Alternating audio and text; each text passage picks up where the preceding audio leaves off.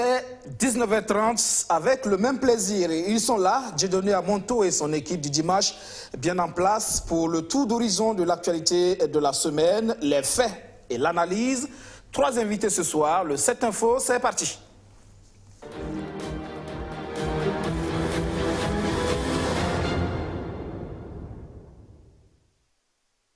Le Burkina Faso à la tête du G5 Sahel pour une durée d'1 an. La 5e session ordinaire de la conférence des chefs d'État des pays du G5 Sahel s'est tenue cette semaine à Ouagadougou. Le président du Faso, Roch Marc Christian Kaboré, dit s'inscrit dans la dynamique de son prédécesseur, c'est-à-dire appuyer sur les 2 leviers que sont la mobilisation des fonds pour la force conjointe et l'insistance sur le volet développement.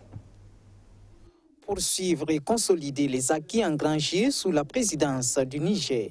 C'est l'objectif que s'assigne le Burkina Faso en prenant la direction du G5 Sahel pour l'année 2019. L'opérationnalisation de la force conjointe a été effective en 2018, mais son fonctionnement reste toujours confronté à un manque de moyens financiers. Entre les promesses et les engagements qui ont été pris pour soutenir la mise en puissance de la force conjointe, et il y a encore un écart important. Et il faudra qu'avec les différents partenaires, nous ayons un véritable débat pour lever, je dirais, les entraves qui ne permettent pas la mise en œuvre donc, de ce que nous avons décidé ensemble. Au thème de cette 5e conférence, les chefs d'État des pays du G5 Sahel ont lancé un appel à la pacification de la Libye et à l'inscription de la force conjointe au chapitre 7 de la Charte des Nations Unies. Les chefs d'État réitèrent leur appel au Conseil de sécurité des Nations Unies à examiner favorablement leur requête de placer la force conjointe du G5 Sahel sous le chapitre 7 de la Charte des Nations Unies. Ils plaident en faveur d'une coopération plus étroite entre le G5 Sahel et les Nations Unies. Les chefs d'État réitèrent leur appel à la communauté internationale pour une juste appréciation de l'ampleur régionale et internationale de la crise libyenne et pour une harmonisation des efforts de tous les pays concernés dans la perspective de la réconciliation nationale et de la stabilisation de la Libye. À cette 5e conférence, une résolution a été également prise par les chefs d'État pour engager des actions fortes pour la réouverture des écoles fermées dues aux attaques et pour mettre fin aux conflits intercommunautaires en regain au sein de l'espace sahélien. Parce que comme vous savez, chaque fois qu'il y a des menaces qui sont pesées sur les zones, les écoles sont fermées, également pour des questions sécuritaires toutes simples. Et cela renvoie des élèves en quantité à ne pas pouvoir suivre également les cours. Donc c'est des préoccupations qui sont là.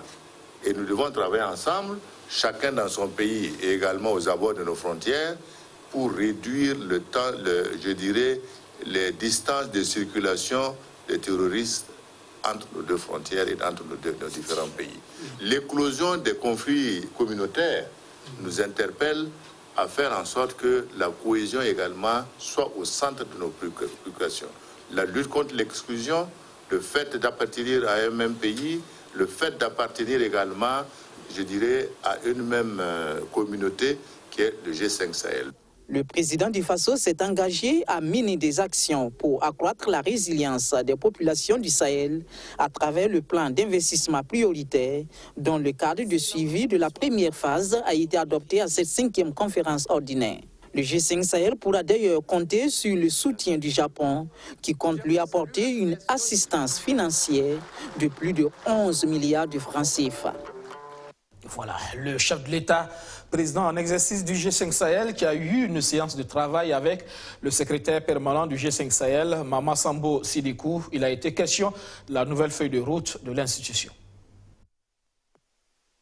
Pas de temps à perdre. Aussitôt après la remise du flambeau, juste le lendemain, le nouveau président en exercice du G5 Sahel passe à l'action. Roch Marc Christian Kaboré, entouré des ministres en charge des aménagements du territoire, de la défense, de la sécurité et des finances, explique sa feuille de route au secrétaire permanent de la force conjointe G5 Sahel.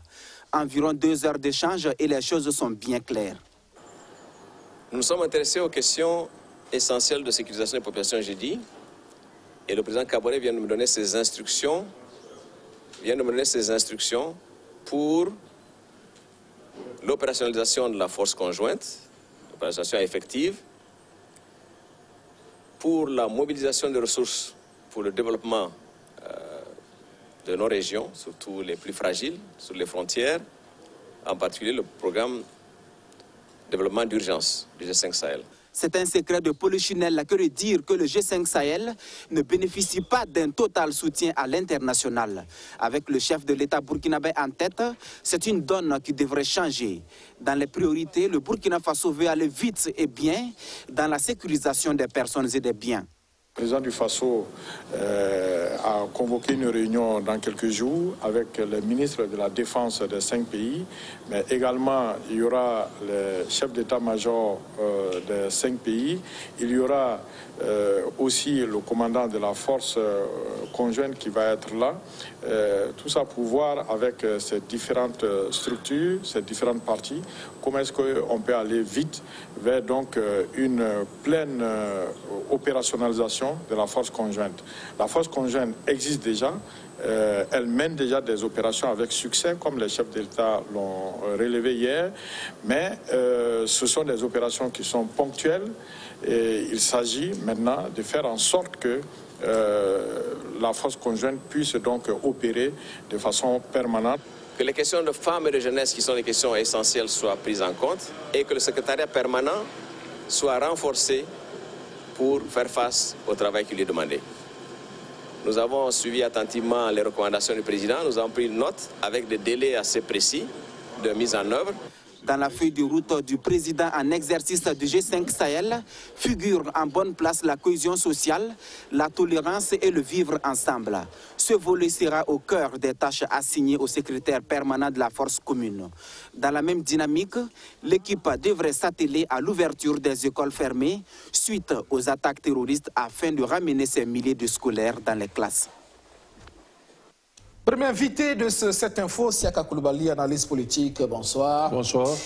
Le Burkina Faso commande du G5 Sahel, contrairement à ceux qui estiment que c'est une erreur. Est-ce que ce n'est pas là un tonus de plus, un leadership plus accru dans le cadre de cette lutte contre le terrorisme, justement? Oui, je pense bien aussi que le fait d'être responsabilisé aux commandes du G5 Sahel peut présenter des opportunités pour le Burkina Faso, c'est-à-dire disposer des ressources additionnelles à ce que nous avons déjà pour soutenir l'action militaire qui se mène déjà, mais aussi les autres dimensions de la lutte contre le terrorisme qui sont le développement social et économique, mais aussi les questions de cohésion et de lutte contre les conflits intercommunautaires. Donc, normalement, la présidence devait permettre au Burkina Faso de combler les déficits que nous présentons au plan national en termes budgétaires, en termes également de peut-être des troupes qualifiées pour la lutte antiterroriste, c'est-à-dire des unités qui sont déjà prêtes pour y participer. On voit là ici la participation des pays comme la Mauritanie ou le Tchad qui semblent avoir des meilleurs résultats en matière de protection par la défense que le Mali, le Burkina Faso et le Niger. Donc théoriquement, cette présidence devait être mise à profit.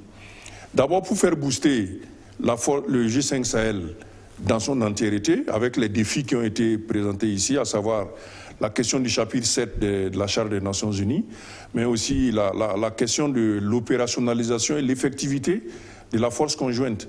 Donc il y a des défis propres au G5 Sahel, mais il y a des défis également que le Burkina Faso peut relever en ayant la présidence du G5 Sahel. Et ce leadership qui tombe au moment où l'armée burkinabé fait des victoires.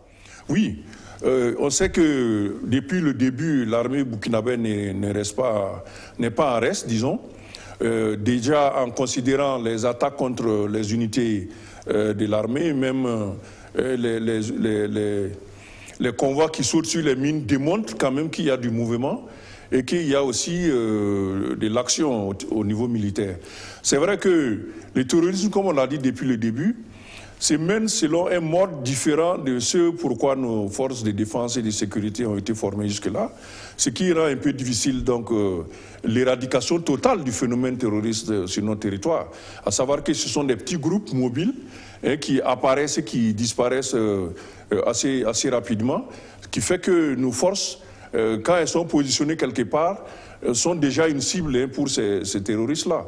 Si bien que malgré le travail qui s'est fait, on voit bien qu'on n'a pas encore réussi à endiguer le phénomène totalement.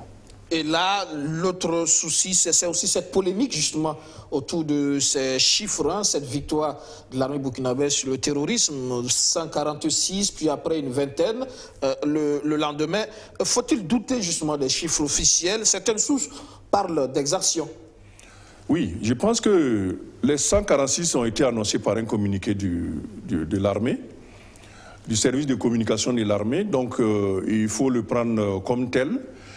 Cela n'empêche pas que sur le terrain, on ait vu apparaître donc ces récriminations venant des populations dont les victimes, les ayants droit des victimes et aussi des défenseurs des droits humains qui tentent donc à considérer que dans l'opération des 146, il y a eu une bonne part d'exactions. Pas d'une cinquantaine. Hein. Qui se sont déroulées. 57 personnes auraient été tuées d'une façon qui ne correspond pas à l'opération militaire antiterroriste classique, à savoir qu'elles ont été trouvées dans leur domicile où elles vivaient depuis longtemps. Les entourages n'ont pas connaissance de leurs activités dans le terrorisme. Donc il y a polémique sur le fait que certaines personnes ne seraient pas vraiment liées au terrorisme, mais ont été quand même exécutées. Donc il y a beaucoup de questionnements qui se lèvent ici. Les questionnements... Est-ce que toutes les personnes exécutées appartiennent vraiment à des groupes terroristes? Est-ce que l'armée peut démontrer leur appartenance à des groupes terroristes, notamment avec des opérations passées? En général, quand on regarde les pays développés, notamment la France, lorsque un terroriste est abattu ou arrêté, on établit tout de suite son lien avec des opérations passées en disant qu'il était partie prenante de telle ou telle opération. En ce moment, il est plus facile pour les services judiciaires de démontrer la culpabilité de la personne et de conclure qu'il a été tué au cours d'une opération. Mais si ce n'est pas le cas... Autrement, si le terroriste n'est pas pris en flagrance sur le terrain, le théâtre des opérations, après, c'est peut-être que l'armée a dû avoir, par le biais de ses renseignements, c'est peut-être que telle personne aussi peut être impliquée. Mais après, c'est ça qui est difficile à prouver. Des personnes exécutées au niveau de leur domicile, après, ça semble difficile à prouver. Oui, c'est très difficile à prouver, mais ce n'est pas impossible. Si les renseignements ont des indications ou des preuves que les personnes concernées font partie du réseau terroriste et qu'elles n'ont pas été saisies sur le théâtre des opérations en train de tirer, ou on ne peut pas démontrer qu'elles ont déjà pris part à une opération de terrorisme, en ce moment, c'est le service judiciaire normal qui rentre en ligne de compte avec des arrestations, des interrogatoires, des procès et des emprisonnements. Mais on ne peut tuer directement que lorsque c'est au cours d'une opération militaire où les personnes en question sont en train de riposter aux forces de l'ordre, ou bien on peut démontrer que ces personnes-là ne sont peut-être pas en train de tirer sur les forces de l'ordre, mais ont déjà pris part à une opération similaire, ce qui démontre leur dangerosité. En ce moment, les militaires peuvent tirer de peur que ces personnes-là ne réagissent. Mais tout ça, lorsque ceux qui estiment que les personnes ont été tuées en dehors de la légalité vont poser plainte, notamment les ayants droit s'apprêtent à déposer plainte, l'armée va démontrer avec des preuves que ces personnes-là faisaient bien partie du terrorisme. Et là, il faut attendre que cette dimension-là arrive. Donc la dimension judiciaire va se poser. Oui, oui. On attendra de voir dans les jours à venir. Exactement. Il y a que toujours dans le cadre de cette affaire, le journaliste Adama Ouedraogo Damis est convoqué devant le Conseil supérieur de la communication dès cette semaine, la semaine qui arrive. Oui. Je crois qu'il s'agit même du lundi déjà. Tout à fait, demain. Où il sera entendu par le Conseil supérieur de la communication. Ayant lu donc la lettre d'invitation ou de convocation, on parle donc des conditions dans lesquelles l'interview aurait été réalisée. Entretien téléphonique réalisé avec un témoin sur place dans le village concerné. Avant que le journaliste ne se rende à la convocation et n'entende ce qui pourrait lui être reproché, il est très difficile de trouver les raisons pour lesquelles il pourrait être convoqué et entendu. Parce que j'ai moi-même écouté l'élément en question et je pense que ça peut faire partie des méthodes journalistiques tout simplement. c'est-à-dire une interview qui est réalisée afin d'être transcrite et peut-être publiée dans le journal qui n'est pas un journal quotidien. En attendant, le journal n'a pas fait de publication, voilà. L'interview n'est pas parue dans le journal. Voilà. Les choses sont sur les réseaux sociaux. Oui, c'est ça. Le CSC ne régule pas les réseaux sociaux jusqu'à présent. C'est vrai qu'on annonce des textes à ce niveau, mais pour l'instant, ce n'est pas forcément le cas. On se demande finalement, est-ce le fait que c'est un journaliste identifié comme tel, est-ce parce que le nom de son journal, le dossier, a été cité dans l'entretien au départ, dans la présentation, et que c'est un journal qui est connu, officiellement reconnu, qui fait que le CSC peut se saisir de cette affaire? On s'interroge justement sur a priori, les prérogatives du CSC dans le cadre d'une telle situation. Je pense que pour les prérogatives, si vous regardez l'article 2 de la loi organique portant organisation compétence du CSC, on peut trouver matière à saisir donc les questions qui portent sur les diffusions sur les moyens électroniques. Donc, ça peut permettre donc de mettre toutes ces publications qui se font... Les moyens électroniques, ça reste aussi ces journaux en ligne, mais officiellement reconnus, exactement. Dont le contenu peut être régulé. C'est pour ça qu'il n'a pas été précisé. On peut même prendre vos pages privées comme étant des moyens électroniques d'information. Si c'est la page officielle de BF1 ou des autres médias, ou d'Aubin Guébré, c'est un moyen électronique d'un journaliste. Non, je dis que c'est des possibilités qui existent en interprétant les dispositions de la loi. Mais je crois que ce n'est pas la peine de se focaliser sur cet aspect-là. Il faut voir seulement, est-ce que, même l'interview, est-ce que ça viole donc les règles déontologiques? Est-ce que ça porte sur un sujet qui a été traité, enfin classé comme interdit de traiter ou pas? C'est plutôt à ce niveau-là qu'il faudrait s'intéresser. Tel que j'ai vu la question, je pense qu'il n'y a pas matière à paniquer outre mesure. Il va peut-être répondre à la convocation. Il va répondre aux questions qui lui seront posées et puis peut-être retourner chez lui sans autre procédure. En tout cas, on attendra de voir. Oui, merci. On attend de voir. Merci. La suite de cette info, l'actualité cette semaine, c'est aussi la démission du directeur général de la garde de sécurité pénitentiaire, Geoffroy Yogo. Les agents de la GSP qui observaient un mouvement d'humeur depuis octobre 2018 avaient exigé sa démission avant la reprise des activités. Récemment, les avocats étaient entrés dans la danse en menaçant de saisir les juridictions internationales. Démission du directeur général. Et ce n'est pas tout. Il y a eu cette semaine également la suspension, la radiation de 10 agents de la garde de sécurité pénitentiaire. Ainsi en a décidé la justice. Les agents pourront donc reprendre le travail en attendant que l'examen du dossier dans le fond. Une semaine d'actualité, c'est également cette rencontre entre le Premier ministre et le médiateur du Faso dans le cadre de la réduction du train de vie de l'État.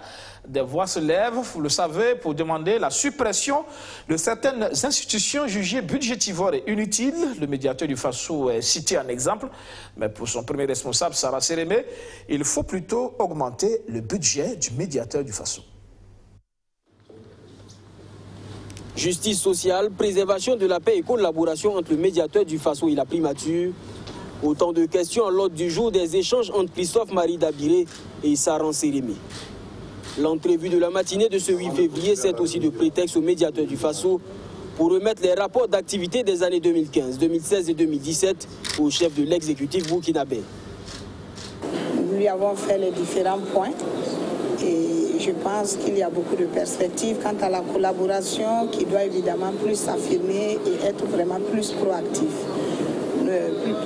Nous avons également échangé sur les différentes problématiques auxquelles sont exposées l'institution, mais surtout sur cette collaboration entre les institutions et le pouvoir exécutif.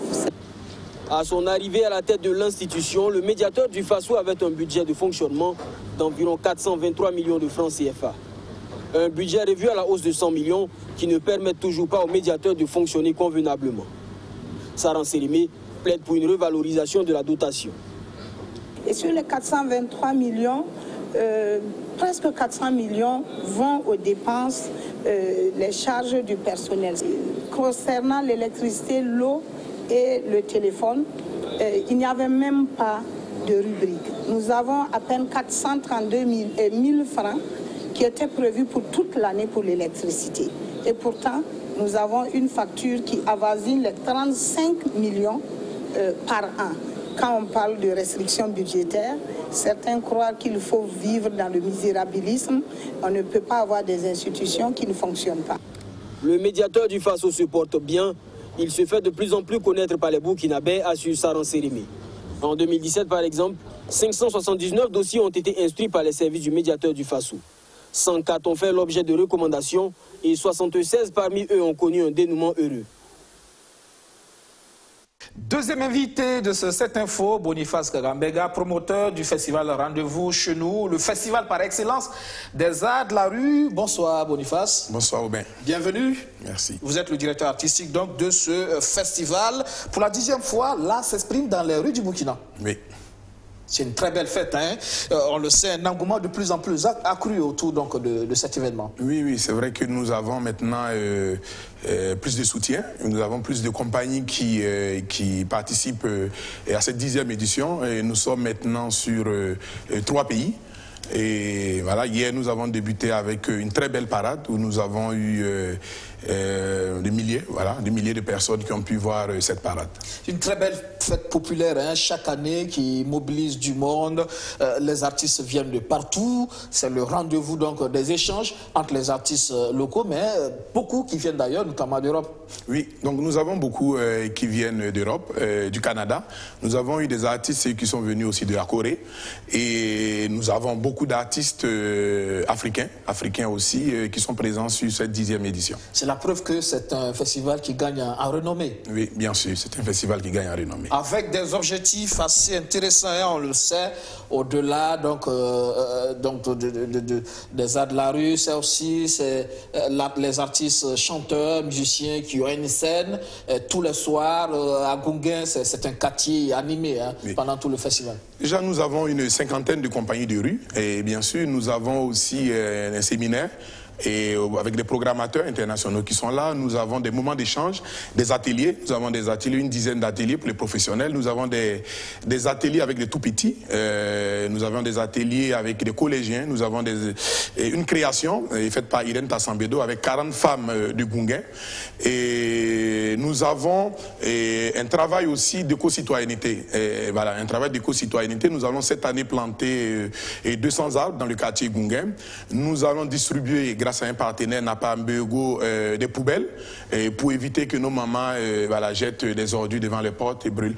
Donc, pour dire, rendez-vous chez nous, c'est au-delà des spectacles, c'est les rencontres, c'est des échanges, c'est comment travailler aussi à la diffusion de nos artistes. C'est de la sensibilisation également, c'est des objectifs nobles, hein, qui ont désigné, qui ont présidé à la création justement de ce festival. Oui, c'est vrai qu'au départ, pour nous, en 2003, c'était comment pouvoir démocratiser, et décentraliser l'art dans la culture. C'était comment permettre à nos populations dans les villages et dans les villes moyennes, de ceux qui n'ont pas les moyens de pouvoir voir des spectacles de qualité. Et les années ont passé, nous avons aussi eu des partenaires, des pairs africains qui ont voulu aussi faire ce genre de projet dans leur pays. Effectivement, c'est aujourd'hui une expertise, hein, qui se vend bien. Oui. Le rendez-vous chez nous, ça se passe à Bamako, ça se passe aussi désormais en Guinée. Oui, et rendez-vous chez nous, c'est à Bamako, c'est en Guinée, mais nous avons monté et mis en place un réseau, le réseau Maru, aujourd'hui avec 14 pays qui font des projets comme rendez-vous chez nous. Et on ne demande pas, et puis on ne souhaiterait pas que tout le monde appelle les festivals d'art dans l'espace public rendez-vous chez nous, mais c'est vrai que c'est une expertise qui se vend un peu en Afrique de l'Ouest, en Afrique centrale, en Afrique du Nord. Et ça permet aussi des échanges et de la mutualisation entre les acteurs africains. Et pour cette année, nous avons travaillé sur une thématique que j'aimerais dire depuis 2 ans. Nous travaillons sur la thématique de mobiliser pour le dialogue et la résilience. Et sur des questions que nous connaissons tous aujourd'hui, ces questions de radicalisation, ces questions de terrorisme. Et je profite pour dire merci aux autorités du pays qui nous accompagnent et sur cette réflexion. Et nous avons une équipe de médiation qui, depuis depuis 2 mois, échange avec les populations, les mamans, les élèves sur ces questions. C'est aussi ça, la contribution de l'art. Ce n'est pas que l'art pour l'art, mais c'est aussi l'art qui apporte sa contribution dans un contexte sécuritaire assez difficile. C'est aussi cela votre contribution. Mais oui, parce que en fait, un projet dans l'espace public, c'est un projet qui se fait avec et pour les populations. Donc, c'est sentir aussi qu'est-ce que les populations ont besoin, et vraiment, et travailler avec ces populations. Donc, sur ces questions de thématiques, les populations aujourd'hui parlent de stigmatisation, et les populations parlent de réconciliation, les populations parlent de résister, les populations parlent de se mobiliser vraiment pour se battre contre ce mal qui endeuille les populations au Burkina. C'est aussi pour Rendez-vous chez nous un défi, c'est dire à l'extérieur que c'est vrai, il y a l'insécurité au Burkina, mais le Burkina reste ce pays-là qui est accueillant, qui est hospitalier, où on peut circuler tranquillement dans les rues, faire la fête. Mais bien sûr, c'est vrai que malheureusement nous avons, je pense, certaines ambassades qui montrent le Burkina Faso comme un lieu à ne pas venir ou un lieu où il faut faire attention. Mais je pense qu'avec Rendez-vous chez nous et d'autres événements qui ont eu lieu au Burkina, nous montrons que Ouagadougou et le Burkina Faso restent encore cette ville accueillante, cette ville où les projets culturels se passent bien, une ville où les populations ne se laissent pas abattre par les malheurs qui ont pu arriver. Et c'est jusqu'en mars, c'est Ouagadougou, mais au-delà, c'est aussi des communes environnantes comme Silga, Tchefagé, c'est un peu tous ces villages-là qu'on sillonne également. Oui, bien sûr, nous avons 6 villages de la commune de Komsilga, nous avons Ouagadougou, nous avons Boromo, nous avons Bobo Dioulasso, nous avons l'orphelinat de Lumbila, nous avons certains lieux spécifiques, nous faisons des spectacles chez les malvoyants, nous faisons des spectacles chez les sourds-muets, et après nous avons l'étape de Bamako. Et après Bamako, puisque c'est une caravane qui continue, nous avons la ville de Kankan et la ville de Conakry. Donc rendez-vous chez nous, c'est jusqu'au 10 mars. Et nous avons fait une très belle parade hier. Et à partir du 14, nous avons la cérémonie d'ouverture officielle pour ces 10 ans. Pour ces 10 ans, et la fête en tout cas, ça a déjà commencé et ça s'annonce très belle. Hein? Très belle. La fête est déjà belle et nous avons plusieurs compagnies sur place. Nous avons des compagnies qui sont là, nous avons des compagnies qui sont en route, nous avons des partenaires que nous accueillons en ce moment et la fête va être encore plus belle. Plus belle, c'est aussi le rendez-vous de la solidarité, des échanges, comme je l'ai dit. Rendez-vous tous les soirs. Chez nous, c'est notamment du côté de Gunga. Oui, le quartier béni des ancêtres Gunga. Voilà. C'est là où se passent les belles choses. Récemment, il y a eu les récréatrales. Bien sûr. C'est encore Gunga qui accueille toujours Rendez-vous chez nous. C'est le quartier béni. Depuis 10 ans maintenant. Oui. Merci encore une fois d'être passé dans cette info ce soir. Et très belle fête. Les arts de la rue. Et tu es invité. Merci. La suite de cette info, vous restez avec nous. Le dossier de la semaine. Il nous amène dans le centre-est, notamment dans le village de Zouaga. Les événements se sont déroulés le 25 janvier dernier. Une affaire de succession pour le trône opposant 2 clans de la famille royale a provoqué un affrontement qui a fait 4 morts et plusieurs blessés. Une semaine après ces incidents mortels, BF1 s'est rendu sur les lieux pour essayer de comprendre ce qui s'est réellement passé. Voici le constat. Ce sont là les clichés d'un vendredi noir à Zouaga, chef-lieu de la commune du même nom, située 15 km après Zabré et à une vingtaine de kilomètres de la frontière avec le Ghana. Dans la soirée du vendredi 25 janvier, les crépitements des armes et des flammes ont assombri l'une des pages de l'histoire de ce canton. Pour un trône, les fils d'une même famille se sont entre-déchirés sous les yeux de leurs fétiches et de leurs ancêtres. Le récit de cet affrontement qui a occasionné 4 pertes en vies humaines et plusieurs blessés, dont 3 graves, débute ici, sous l'arbre sacré de Zouaga.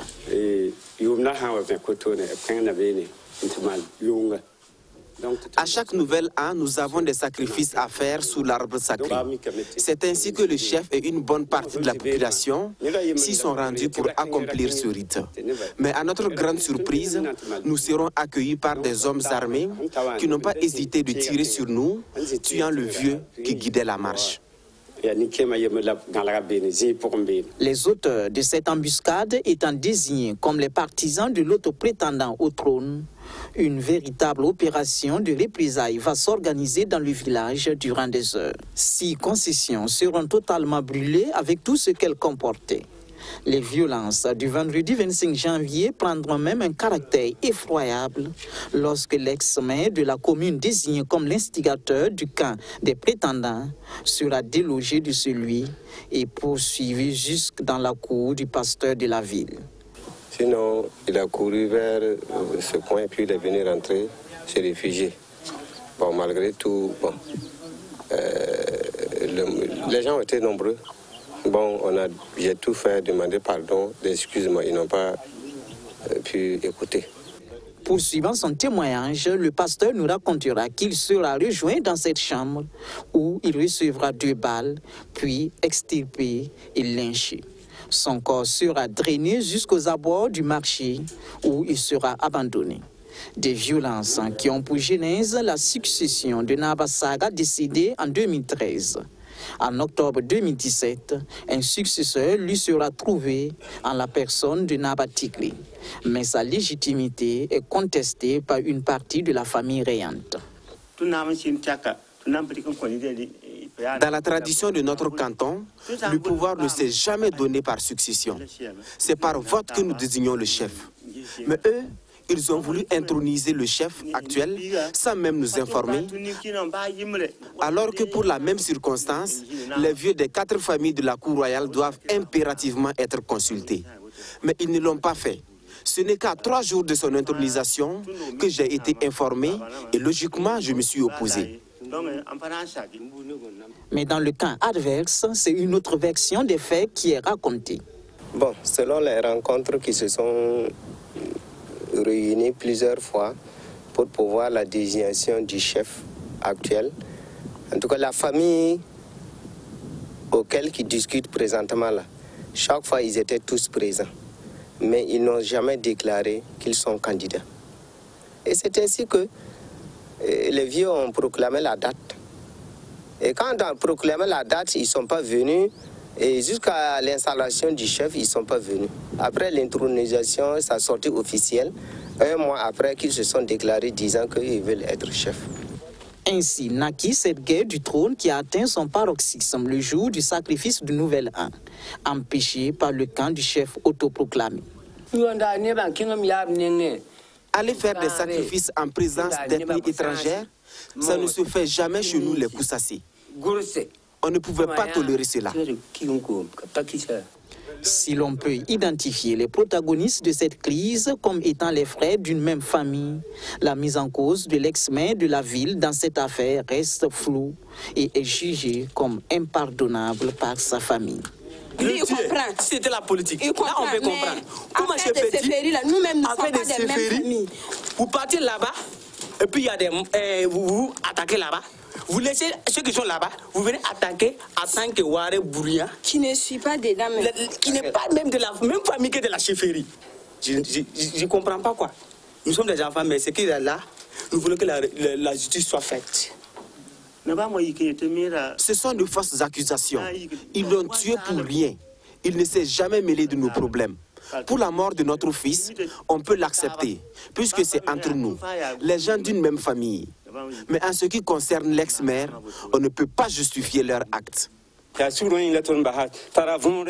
C'est au nom du pardon que jusque-là, nous sommes restés calmes. Et c'est parce que nous pensons qu'il y aura des poursuites judiciaires.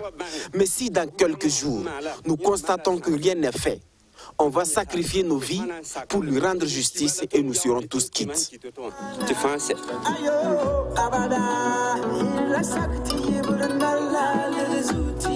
On le voit, les jours à venir s'annoncent critiques à Zouaga.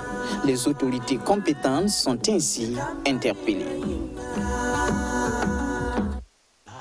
Issa Savadogo est notre 3e invité. Il est écrivain, auteur de l'essai « L'homme qui a perdu la raison ». Bonsoir, M. Savadogo. Bonsoir, M. Djebré. Vous êtes écrivain, vous êtes aussi vous avez fait des études d'économie, une maîtrise en économie à l'université de Ouagadougou, notamment économie et gestion des entreprises et des organisations et géo. Mais vous êtes aussi, vous êtes passé aussi par l'ENAM, l'École nationale d'administration et de magistrature. Vous êtes sorti de là avec un diplôme de conseiller d'intendance scolaire et universitaire. C'est ce métier-là que vous exercez aujourd'hui. Oui, exactement, voilà. exactement. Parallèlement, l'écriture, ça vous passionne. vous avez des choses à partager, notamment avec tous les Burkinabés, toute l'Afrique. Et vous dites, l'homme a-t-il perdu la raison? L'homme a perdu la raison. Vous êtes affirmatif là-dessus, l'homme a perdu la raison. L'homme burkinabé a-t-il perdu véritablement la raison? D'abord, je vais profiter de votre antenne pour remercier la presse pour ce que la presse fait pour la culture burkinabé. Je vais profiter aussi de votre antenne dire merci au professeur Laurent Bado qui m'a ouvert sa porte et m'a orienté vers un grand baobab de la culture burkinabé avec un talent incommensurable qui a fait de cet essai littéraire-là une réalité. J'ai nommé le docteur Draman Konaté. Cet essai littéraire est parti d'un constat. Le Burkina Faso est malade. Il est malade par notre faute, tout simplement. Et il a besoin de tous ses fils, sans distinction de religion, d'ethnie, ni de classe sociale. Pourquoi vous dites que le Burkina Faso est malade? Quand on regarde, les faits sont têtus. On constate que si on prend les églises, au niveau des églises, il y a problème. Au niveau comme on a su la vie sociale, il y a un problème. Constat, nous voyons par exemple ce qui se passe dans notre pays. Des gens, l'être humain prend un fusil pour abattre un autre être humain sans défense. Ça me fait dire que l'homme a vraiment perdu la raison. Un monde donc de déraison, une misère spirituelle. Vous parlez du matérialisme qui prend plus de place et puis ces traditions bafouées. C'est tout cela que vous dénoncez dans cet essai. C'est exact. Vous voyez, si on prend par exemple au niveau de notre chefferie coutumière, par exemple, un chef coutumier ne doit pas avoir, par exemple, ne doit pas faire la politique. Un chef coutumier ne doit pas parler le français parce que la langue, le moré ou bien la langue traditionnelle fait partie, par exemple, du socle culturel. Mais si vous voyez un chef culturel qui parle le français, ça ne va pas. Vous voyez aussi un chef coutumier qui prend position, par exemple, qui est dans un parti politique, vous voyez que ça devient un problème. Par exemple, supposons que ce chef coutumier, par exemple, qui est dans un parti politique, qui doit juger, par exemple, quelqu'un d'autre qui n'appartient pas à ce parti politique, vous voyez que le jugement peut être biaisé, quelle que soit sa volonté. Je pense que l'autre peut considérer que le jugement est biaisé. S'il donne raison à l'autre, l'autre va peut-être se plaindre parce qu'il va dire que le jugement est biaisé, tout simplement. Et pour vous, justement, à partir de ces constats, c'est comment on en arrive à créer un Burkina nouveau, une Afrique nouvelle, tout simplement? Il faut tout simplement partir de ce que nous avons chez nous. C'est-à-dire, on n'a pas besoin de copier l'Occident.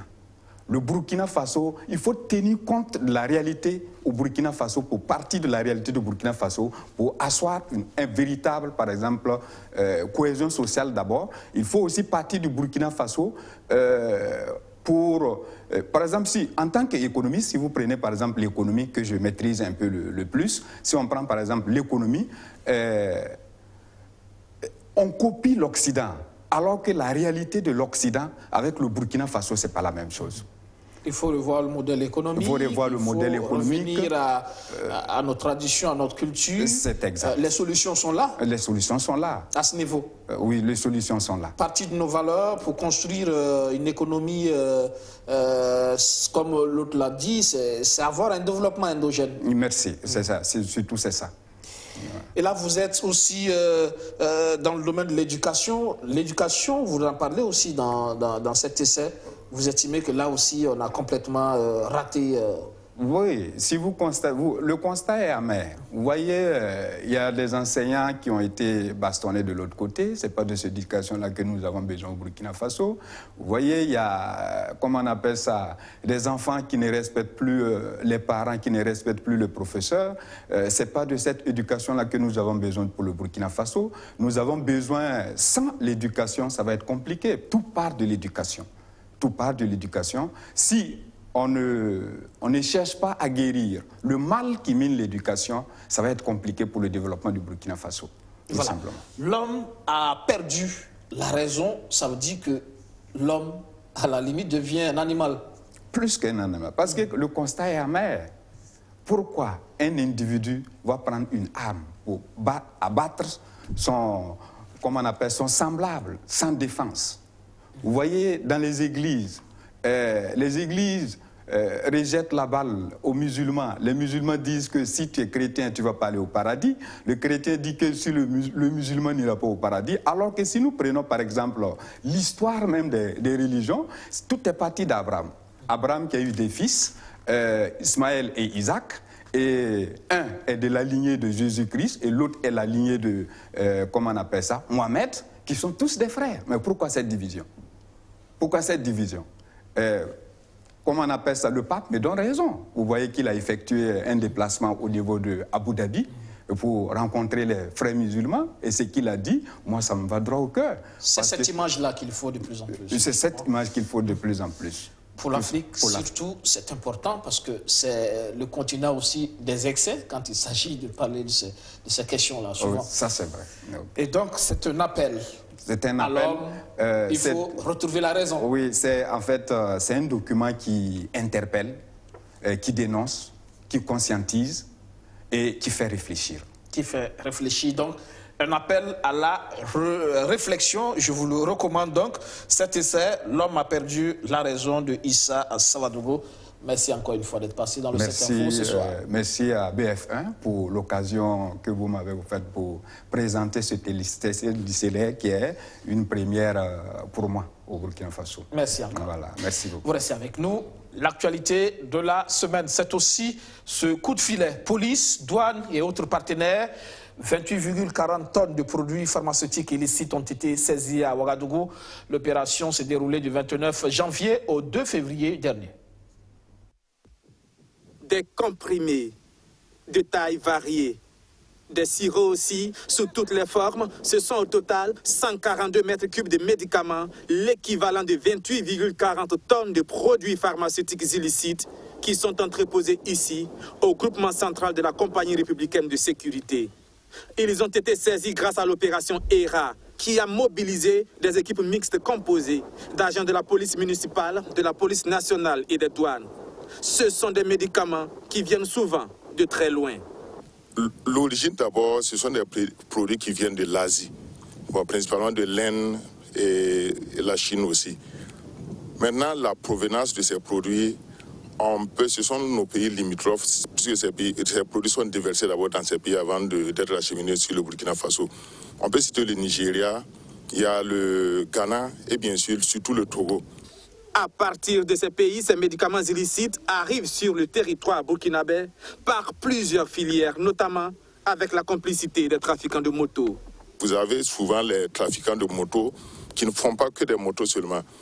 Chaque fois, si les lendemains de marché de Saint-Quincé, vous allez voir une cohorte, des colonnes de près de 100 à 200 personnes. Ils prennent le goudron et ils circulent seulement jusqu'à Ouagadougou avec ces différents produits. Une fois sur le sol burkinabé, ils sont conservés dans des magasins de stockage. Puis, ces antidouleurs, antipaludiques, antibiotiques, vitamines et aphrodisiaques sont écoulés sur le marché. Selon l'Agence nationale de régulation pharmaceutique qui a participé aux investigations, ces médicaments sont des véritables poisons. Les effets à court, moyen et long terme, c'est, c'est des maladies dont on ne peut parfois expliquer l'origine, des maladies métaboliques, le diabète, etc. En tout cas, un ensemble de désordres, donc au niveau des résistances aux antimicrobiens aussi. L'opération s'est déroulée du 29 janvier au 2 février 2019, mais les investigations ont duré 1 an. Les contrevenants s'exposent à des peines allant de l'amende à la prison ferme. À Bobo Dioulasso, réveil difficile pour les habitants du secteur 18 de la ville. Des bulldozers ont détruit plusieurs concessions. Une opération de déguerpissement ordonnée par les autorités de la ville après un ultimatum. Nous ne sommes pas dans un camp de déplacés, mais bien au secteur 18 de Bobo Dioulasso. Ces habitants ont été déguerpis très tôt ce lundi matin de leur zone d'habitation. Cette zone non lotie est selon les autorités communales un domaine du camp. Pour les mêmes autorités de la ville, les habitants du secteur 18 avaient été prévenus de leur installation illégale sur ce site. Un avis qui ne convainc pas Abdoulaye Sanou, installé sur ce site depuis plus de 20 ans. Normalement, les camps militaires devraient venir faire des piquets. Là, si on savait que c'est les camps militaires, on ne va jamais venir s'installer. Aujourd'hui, maintenant, on chasse des Burkinabés en Italie, au Ghana, partout en Afrique.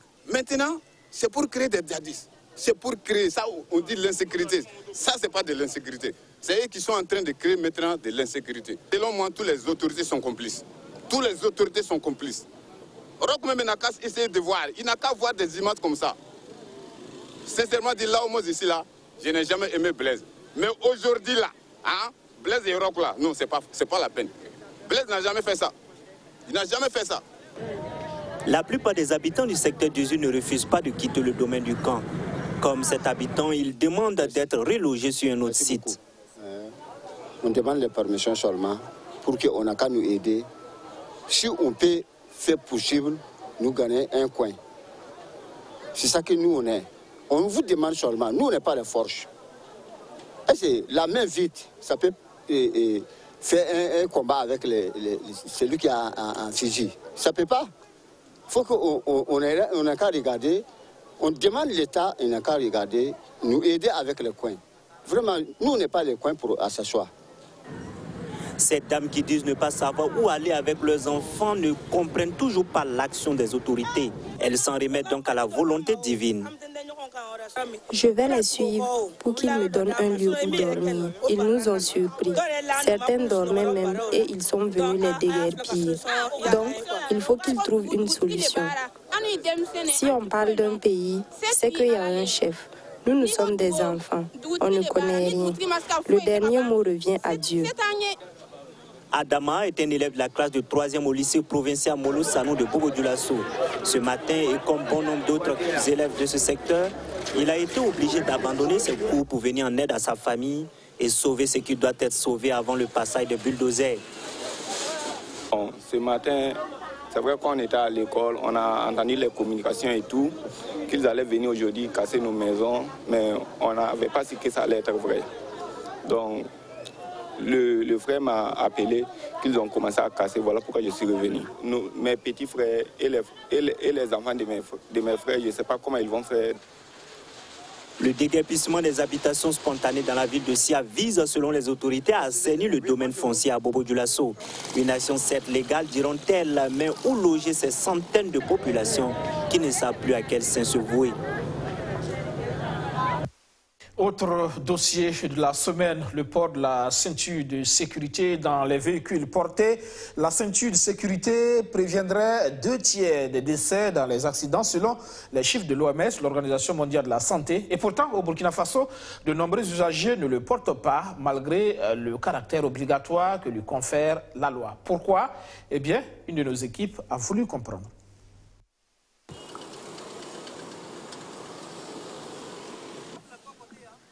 Pour cet usager, l'intérêt du port de la ceinture de sécurité est bien maîtrisé. D'abord, le port de la ceinture de sécurité, c'est pour notre propre sécurité et ça permet de sauver des vies en cas d'accident. Mais la pratique, c'est autre chose. Sûrement une question d'habitude. Et pourtant, un décret portant port obligatoire de la ceinture de sécurité pour tout usager de véhicules à 4 roues est en vigueur depuis 2014. Une situation qui appelle une question. Pourquoi, après 4 ans, la décision peine à être respectée sur le terrain? À la DGTTM, la Direction générale des transports terrestres et maritimes, structure à l'origine du projet de loi, on estime avoir joué sa partition. La phase de la sensibilisation est passée, dira son premier responsable, et il faut passer à la répression. Si l'agent de contrôle vous prend sur la voie sans votre ceinture de sécurité, il y a une amende de 6 000 francs. S'il y a une récidive, vous pouvez avoir une peine d'emprisonnement. Donc, il n'y a qu'à réprimer et puis à continuer la sensibilisation pour que les gens comprennent pourquoi ils doivent porter la ceinture de sécurité. À la police municipale, une des structures en charge de l'application de la mesure, c'est le manque d'effectifs qui est mis en avant. Figurez-vous que la police municipale de Ouagadougou tourne actuellement avec 300 agents. Sur les 300 agents, vous avez au moins 150 agents qui sont dans les 14 marchés et les gares et les marchés de bétail qui sont gérés par la commune de Ouagadougou. Alors il reste quoi? Il y a l'administration, alors il y a l'hygiène publique, il y a la tranquillité publique, il y a la sécurité publique, il y a la circulation des poids lourds, il y a l'administration, il y a ceux qui sont en service d'appui auprès des autorités. Donc vous comprendrez que nous fonctionnons avec pratiquement rien. Alors, force est de constater que nous sommes obligés de nous cantonner seulement sur l'essentiel. Insuffisance d'effectifs, mais aussi de matériel adéquat. Vous imaginez un conducteur qui vient en face de vous. Alors, il est impossible pour vous, en tant que policier par exemple, à 100 mètres déjà, de savoir si le conducteur qui vient porte une ceinture de sécurité ou il ne porte pas. Alors, ça veut dire qu'il y a des outils de contrôle routier adéquats, qui est par exemple les radars, qui permet de voir un conducteur même à 1 km, de l'identifier. Ça veut dire que vous pouvez même voir son visage. Donc, en même temps, ça permet aux policiers de savoir que le conducteur ne porte pas la ceinture de sécurité. Alors, maintenant, en l'absence de cet appareil, quel est le risque pour l'agent de sécurité? Une question qui en appelle une autre. Est-ce que la charrure a été mise avant les bœufs en ce qui concerne cette mesure? En tout cas, sur le terrain, aucun conducteur n'est inquiété, quoique le texte prévoit des sanctions pour les contrevenants. 12 000 francs CFA pour les poids légers et 25 000 francs CFA pour les poids lourds. Téléphoner au portable, moi je ne fais plus parce que j'ai déjà payé 10 000 francs. On m'a attrapé, j'ai payé 10 000. Donc depuis ce temps, quand on m'appelle, je ne prends pas. Ou je serre avant de prendre. Et je crois que si je paye une fois 10 000 pour n'avoir pas porté ma ceinture, je ne pense plus que j'ose quoi. Parce que 10 000 c'est beaucoup d'argent. Bon, pas que les gens ne sont pas informés, porter sa ceinture c'est obligatoire. Parce qu'on sait que c'est obligatoire. Mais maintenant, pourquoi les gens ne portent pas leur ceinture? Il faudra s'intéresser en fait. Il faudra savoir pourquoi les gens ne le font pas. Moi je trouve souvent sidérant et aberrant quand un policier soit obligé de rappeler à un citoyen qu'il doit préserver sa vie. C'est vrai, le policier est là pour ça. Mais en temps normal, ce n'est pas à un policier de rappeler à un citoyen qu'il doit préserver sa vie. Il faudra peut-être user de plus de tact et de diplomatie pour amener les usagers à accepter ce qui est dans leur intérêt.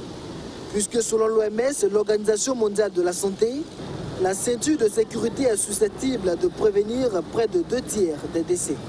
En cas d'accident, le port de la ceinture de sécurité réduit le risque de décès de 40 à 65% pour les usagers à l'arrière. Merci pour votre fidélité renouvelée à ce programme. Passez une agréable soirée sur BF1. Demain lundi, nouvelle semaine, nouveaux défis à relever avec la chaîne au cœur de nos défis. Bonsoir chez vous.